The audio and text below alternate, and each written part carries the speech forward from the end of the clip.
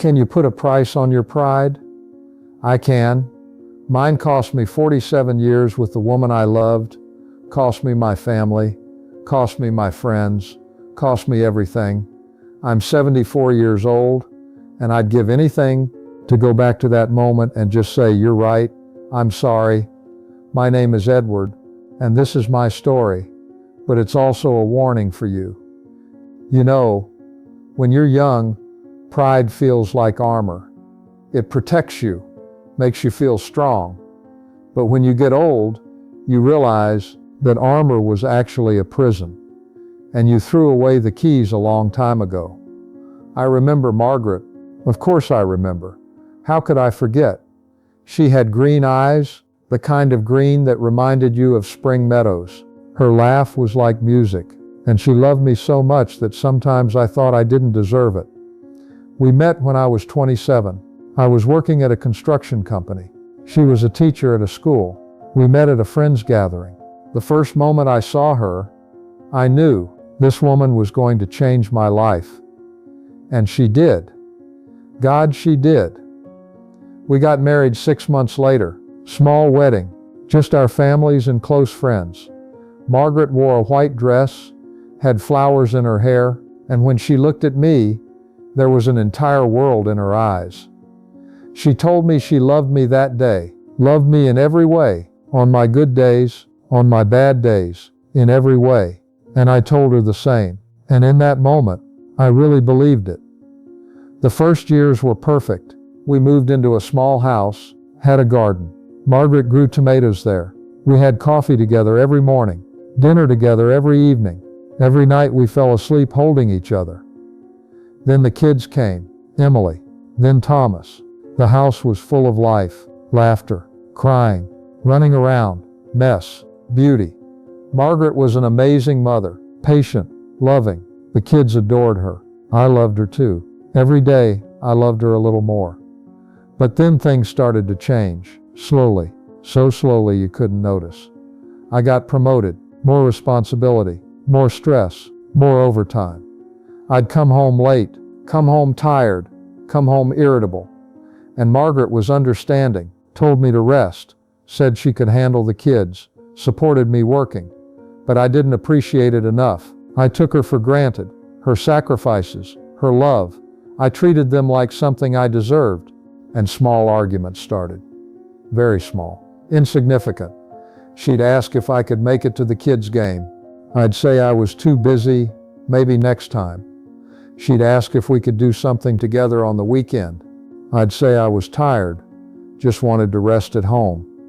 She'd ask me to talk to her, said she felt like I wasn't there.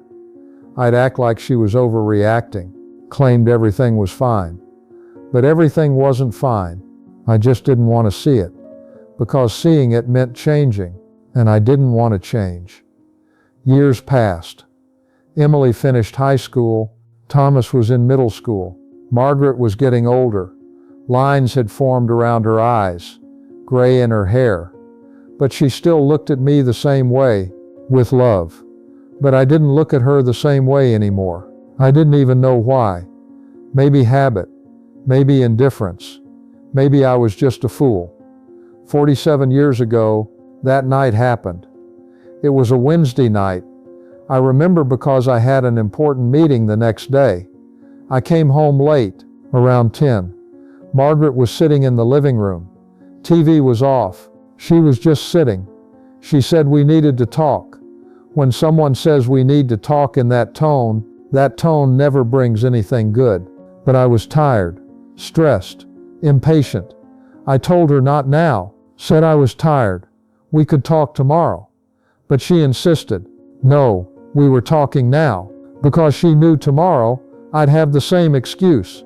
I sat down, crossed my arms, and waited for her to speak, with that angry, defensive attitude. And Margaret said she was unhappy. 2 words, just 2 words. But she said them with such weight that the whole room felt it. I asked what she meant. She repeated she was unhappy, with us, with our marriage, said she couldn't connect with me anymore. I told her she was being ridiculous. We were married, had 2 kids, everything was fine, But Margaret said no, everything wasn't fine. I wasn't there. I was there physically, but absent spiritually. I didn't talk to her, didn't touch her, didn't even see her anymore. I said I was working hard, trying to provide for the family, expected some understanding for that. Margaret asked, "Understanding?" Said she'd been understanding for 20 years. 20 years of understanding my exhaustion, my stress, my overtime. But she was there too. She existed too. And she was disappearing. Her voice was shaking. Her eyes were filling up. And I should have stopped her. Should have hugged her right then. Should have told her she was right. That I was sorry. That I'd change. But I didn't. I told her if she was unhappy, maybe the problem wasn't me. Maybe her expectations were too high. I saw something break in her eyes, right then, at that sentence.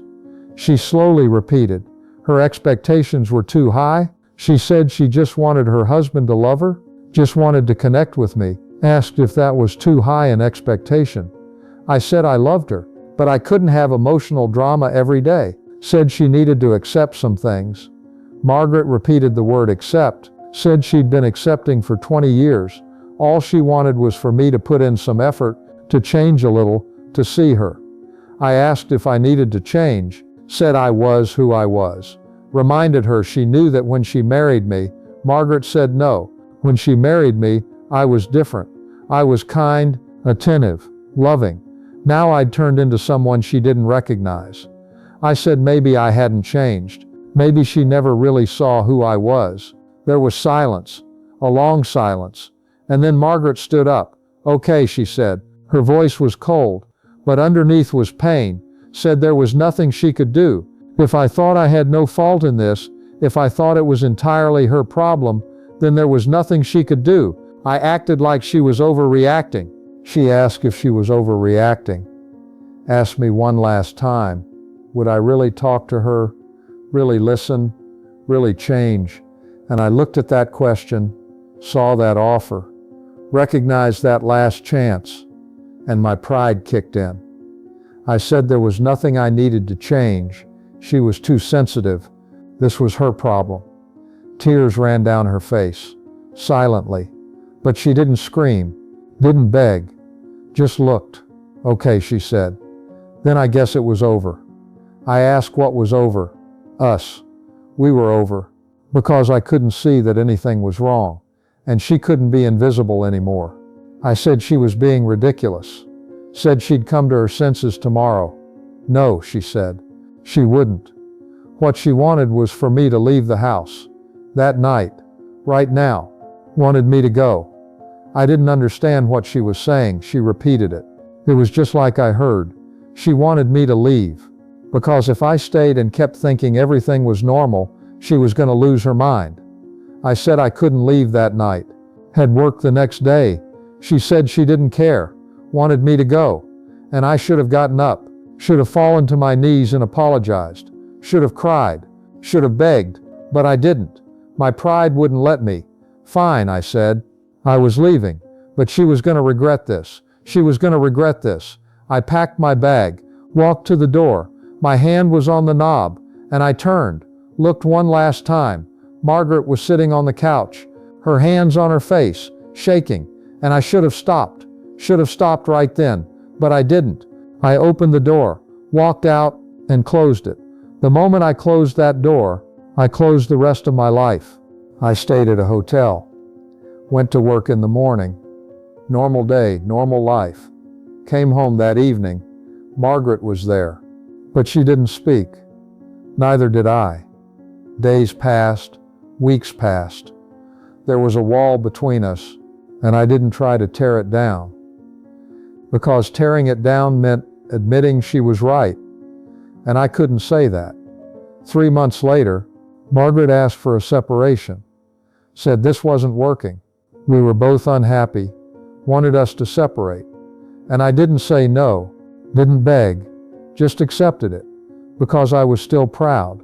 Still thought I was right. We got divorced. Margaret got the house. I moved out. The kids chose Margaret. Of course they did. Because I wasn't there for them either. Years passed. Margaret remarried. A good man, a kind man, a man who made her happy, and I lived alone. At first it didn't matter. I was free, could do what I wanted, eat when I wanted, work as much as I wanted. But then the silence got heavier. The empty house got heavier. Evenings when no one said welcome home got heavier. And one day I looked in the mirror. I was 50, and I saw how wrong I'd been. Margaret was right about everything. I should have changed. I should have apologized. I should have held her. But it was too late, way too late. I tried reaching out to her a few times, but she was happy with her new life, her new husband, and I couldn't disturb that. Now I'm 74. Margaret died 6 years ago. Cancer. I went to her funeral, sat in the back row. Nobody noticed me, and I watched her husband, her second husband, crying, speaking, saying she was the best thing that ever happened to him. And I knew that man could have been me. That happiness could have been mine. If I'd just said 3 words. You're right. I'm sorry. That's it. Just that. But I didn't say it. My pride wouldn't let me. And now I'm alone. Completely. Emily lives far away. I see her once a year. Thomas won't talk to me. Cut me off after Margaret's funeral. He accused me of destroying her, making her unhappy her whole life, and not even apologizing. He was right about everything. Let me tell you something. Let me tell you young people something. Pride makes you feel strong, but it makes you weak. Pride makes you feel right, but it makes you wrong. If right now you're fighting with someone you love, if you're too proud to apologize, if you're digging in your heels saying you're right, you need to stop. Because I can tell you, being right isn't worth sleeping in an empty bed. Being right isn't worth coming home to an empty house. Being right isn't worth anything. I couldn't tell Margaret. I was too late. But I'm telling you, let go of your pride. Apologize. Say I was wrong. Say I'm sorry. Say I'll change. And actually change. Actually try. Actually fight. Because love beats pride. But only if you let it. I didn't let it. And now I'm living with the punishment. Alone. Regretful. And way too late. You don't be too late.